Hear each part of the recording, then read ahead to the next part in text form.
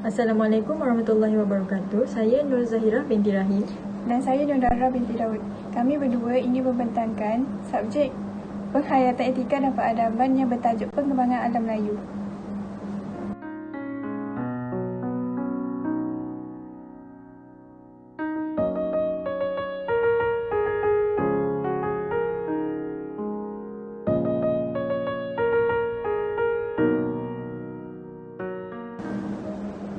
Pengenalan terbahagi kepada 3 iaitu istilah Melayu, alam Melayu dan tamadun Melayu. Istilah Melayu adalah perkataan Malaya iaitu kependekan Himalaya. Alayaber bermaksud tempat dan Himalaya bermaksud tempat bersalji. Yang kedua, alam Melayu. Alam Melayu adalah merangkumi kawasan kepulauan yang merentasi seluruh Asia Tenggara sehingga sepadan Australia. Yang ketiga, tamadun Melayu, merujuk kepada sebuah tamadun yang dibentuk oleh sekelompok manusia yang dikenali sebagai Melayu tertumpu kepada wilayah Asia Tenggara.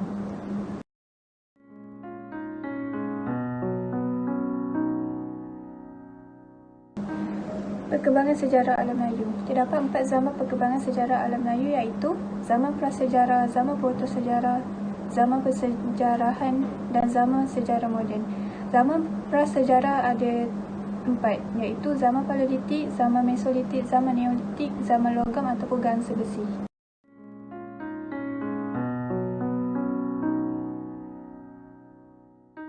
Zaman Paleolitik. Zaman Paleolitik mempunyai 3 ciri-ciri.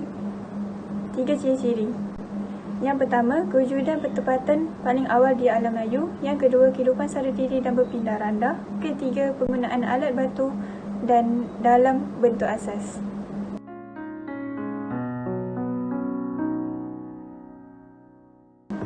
Ini adalah contoh-contoh serta kehidupan zaman Paleolitik.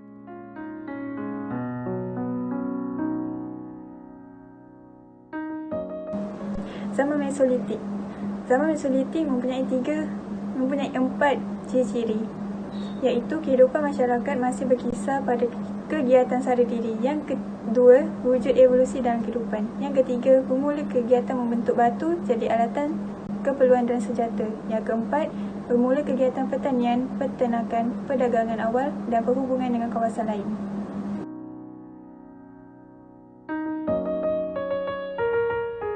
Ini adalah contoh-contoh serta kehidupan zaman Mesolitik.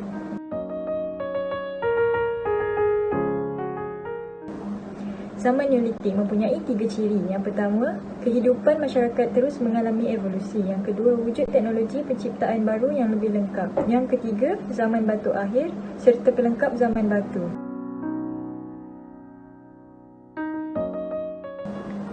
Ini adalah contoh-contoh serta kehidupan zaman Neolitik.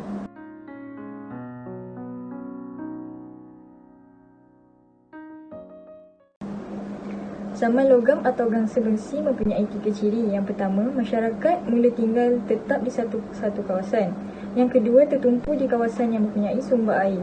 Yang ketiga, bermula penggunaan peralatan logam.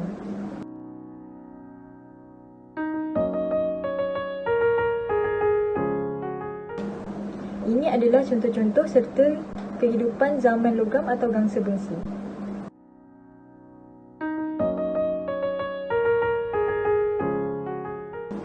Zaman protosejarah bertitik tolak melalui perwujudan kerajaan Melayu kuno atau kerajaan purba, iaitu Langkah Sukar, Kedah Tua, Gangga Negara, Citu, Loyueh, Tantan.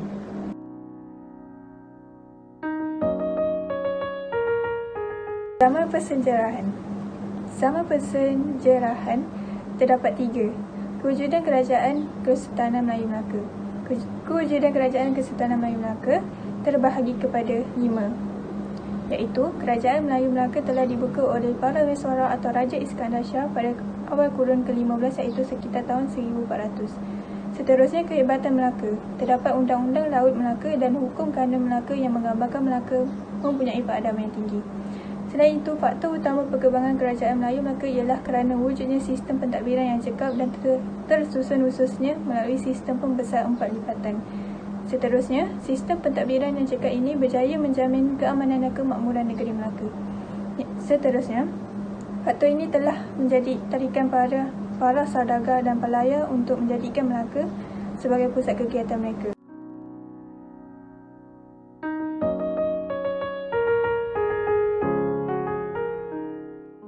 Ciri-ciri yang kedua pula bermula pembentukan masyarakat kepelbagaian perdagangan. Yang ketiga, kedatangan kuasa penjajah.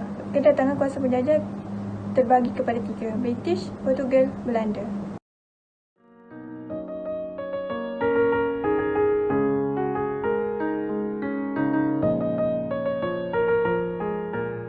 Saman sejarah moden. Pada 31 Ogos 1957, bertempat di stadium yang baru dirasmikan iaitu Stadium Merdeka, Kuala Lumpur telah menyaksikan peristiwa bersejarah bagi Tanah Melayu. Pengisytiharan tersebut telah dibuat oleh Tunku Abdul Rahman disertakan naungan Merdeka 7 kali. Bendera Persekutuan Tanah Melayu telah dinaikkan dengan iringan lagu Kebangsaan Negaraku yang buat pertama kalinya diperdengarkan secara rasmi.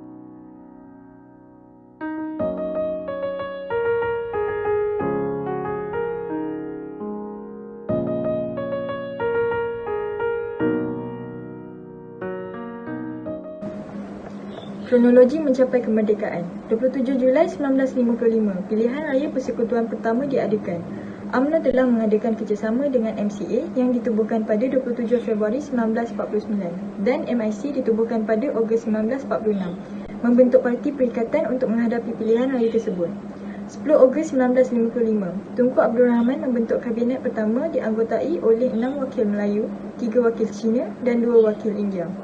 18 Januari hingga 6 Februari 1956, Tunku Abdul Rahman mengetuai rombongan merundingkan kemerdekaan Persekutuan Tanah Melayu di London. 8 Februari 1956, Perjanjian Merdeka telah dimeterai dengan menetapkan tarikh 31 Ogos 1957 sebagai tarikh kemerdekaan Persekutuan Tanah Melayu.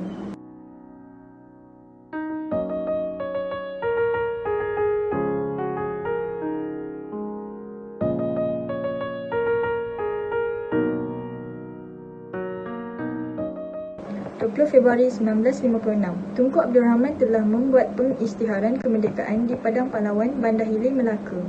21 Mac 1956, Suruhanjaya Perlembagaan RAID, sebuah suruhanjaya bebas telah dibentuk untuk mengkaji dan menggubal Perlembagaan Persekutuan Tanah Melayu. 28 hingga 29 Disember 1956, Tunku Abdul Rahman dicabar supaya menyelesaikan isu pemberontakan komunis. Lalu rundingan baling diadakan pada 28 hingga 29 Disember 1956 bersama Chin Peng, Setiausaha Agung Parti Komunis Malaya (PKM). 30 Ogos 1957, detik 12.30 malam, bendera Union Jack diturunkan di hadapan bangunan Sultan Abdul Samad dan diganti dengan bendera Persekutuan Tanah Melayu, tanda negara mencapai kemerdekaan. 31 Ogos 1957, pengisytiharan kemerdekaan oleh Tunku Abdul Rahman di Stadium Merdeka, Kuala Lumpur.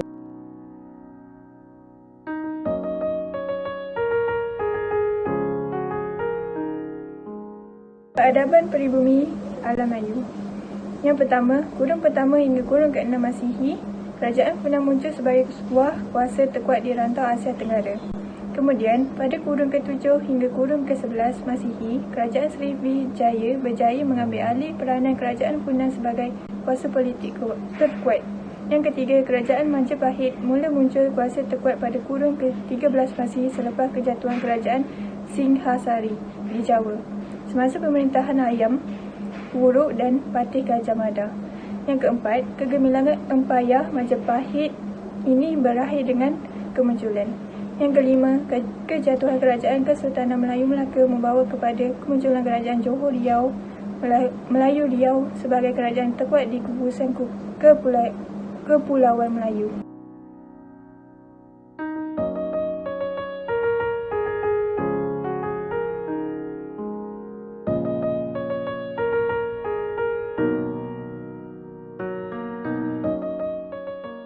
Pengaruh peradaban barat penjajahan Inggeris. Pada 1786, Francis Light menduduki Pulau Pinang. Pada 1819, Stamford Raffles menduduki Singapura. Pada 1824, Perjanjian Inggeris-Belanda yang mengesahkan pendudukan Inggeris di Tanah Melayu. Pada 1825, persetiaan awal Kapten Henry Burney dengan Siam bagi menyekat pengaruh Siam di Perak dan Selangor. Pada 1826, Perjanjian Burney ditandatangani antara Inggeris dengan Siam. Pada 1826, Singapura, Pulau Pinang dan Melaka disatukan di bawah negeri-negeri Selat. Pada 1841, James Brooke mengambil Sarawak. Pada 1874, Perjanjian Pangku dengan campur tangan Inggeris di Perak.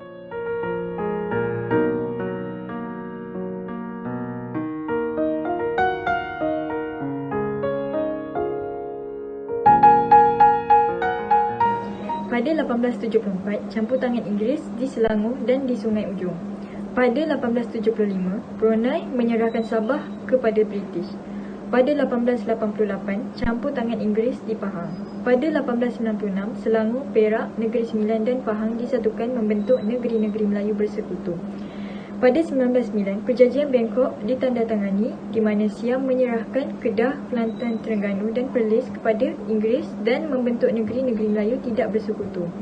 Pada 1914, Johor menerima penasihat British yang pertama.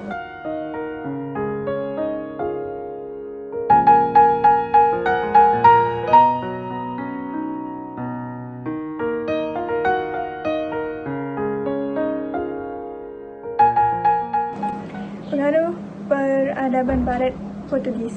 Tujuan untuk menguasai perdagangan dan mengembangkan agama Kristian ditumpuk di Melaka dari tahun 1511 hingga 1641 iaitu selama 130 tahun.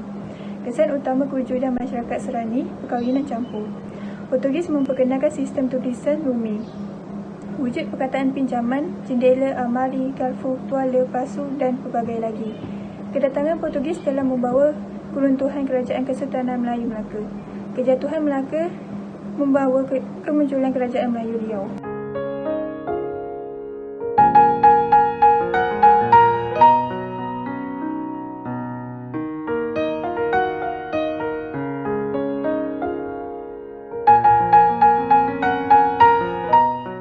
Pengaruh peradaban Barat Belanda. Belanda menubuhkan syarikat Hindia Timur Belanda tahun 1602 untuk menguasai perdagangan rempah di Kepulauan Melayu. Belanda cuba menguasai perdagangan kain di India dan biji timah di negara-negara Melayu. Pusat utama ialah di Betawi, Jakarta, Indonesia. 1641, Belanda menyerang Portugis di Melaka dengan bantuan Kerajaan Melayu Johor. Penjajahan Belanda tertempuh di Melaka selama 183 tahun dari 1641 hingga 1824. Belanda menyekat kapal dagang supaya berdagang di Betawi. Perjanjian Belanda berakhir dengan Perjanjian Inggeris-Belanda iaitu Perjanjian London pada tahun 1824. Perjanjian Belanda tidak banyak meninggalkan kesan terhadap peradaban Melayu.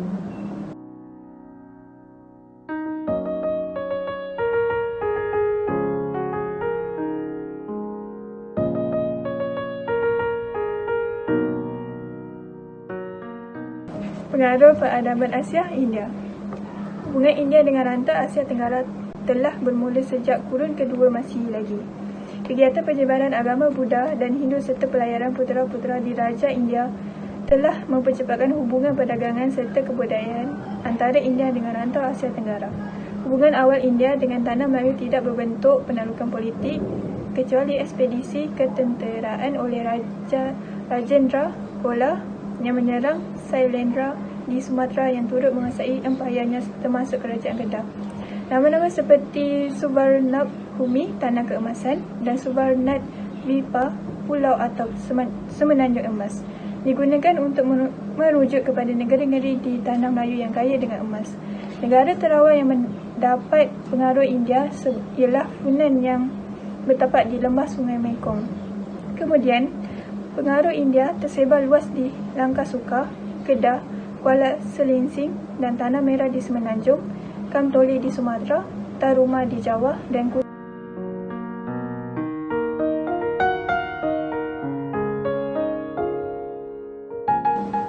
Sumbangan Tamadun India. Sumbangan Tamadun India mempunyai 7 ciri-ciri. Yang pertama, seni bina. Seni bina berupaya membina binaan yang sangat baik dan lengkap. Dapat dilihat melalui binaan Rebad. Binaan tamadun India banyak berteraskan agama Hindu dan Buddha. Binaan kompleks kuil di Gua Ajanta mempunyai 20 buah kuil dan Gua Ellora mempunyai 28 buah kuil gua, iaitu Angkor Wat dan Candi Borobudur. Selain itu, sains dan teknologi. Ahli matematik India telah mengetahui tentang konsep geometri, mendorongnya memperkenalkan sistem nombor angka Brahmin dan angka Kharosti yang mencecah ke angka perpuluhan. Pengetahuan dalam bidang astronomi pula dapat dipetik daripada Rig Veda. Batu-batu dihasilkan melalui pembakaran dengan suhu yang tinggi. Yang ketiga, agama. Tempat asal agama Hindu dan Buddha. Yang keempat, yoga. Masyarakat tamadun ini memperkenalkan yoga kepada dunia. Yoga diamalkan untuk kesihatan dan sebagainya. Kelima, bahasa dan kesusasteraan. Bahasa Sanskrit, bukti penemuan prasasti Talang Tua atau kedudukan bukit, dan Tamili berasal daripada tamadun India dan masih digunakan oleh orang India sehingga hari ini. Keenam, falsafah. Wujud dalam dua bentuk pemikiran besar, kumpulan yang bersumberkan kitab Veda dan kumpulan yang menolak kitab Veda. Kitab Veda terdiri daripada Rig Veda, Yajur Veda, Sama Veda dan Atharva Veda. Mahabharata, Upanishad dan Bhagavad Gita merupakan antara sumbernya. Falsafah bukan Veda pula bersumberkan ajaran Kavaka, Jainism dan Buddhism. Yang akhir sekali, ekonomi mata wang telah diperkenalkan sejak zaman Gupta.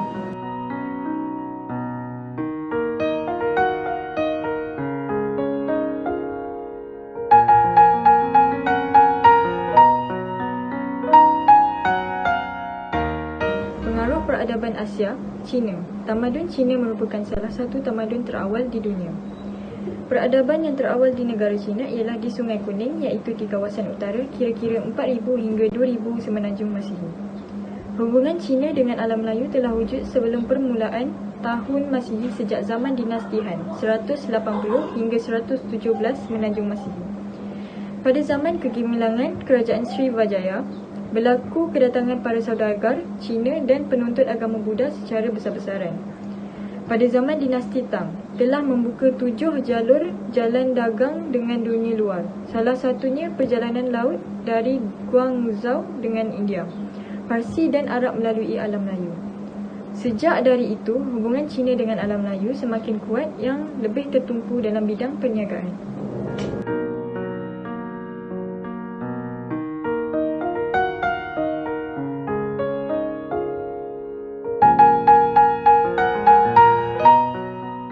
Tamadun Cina mempunyai 6 ciri-ciri. Yang pertama, pentadbiran. Yang kedua, falsafah. Yang ketiga, penciptaan. Yang keempat, sains. Yang kelima, unsur moral. Dan yang terakhir, sastra.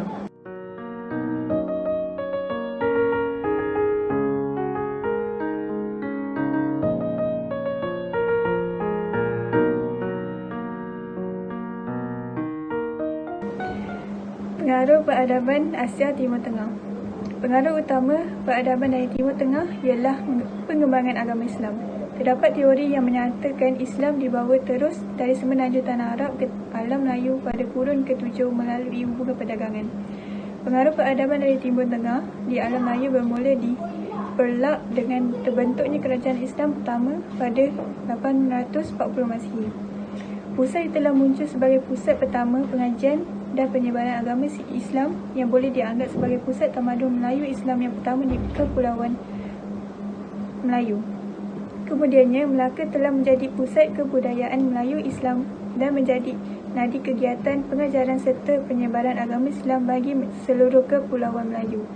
Peradaban Melayu telah menyerap unsur dan tradisi tamadun Islam yang akhirnya melahirkan pusat tamadun Melayu Islam tahap dunia di Melaka, kurun 15, Patani, kurun 16, Aceh, kurun 16 dan 17, Johor Riau, Lingga, kurun 17.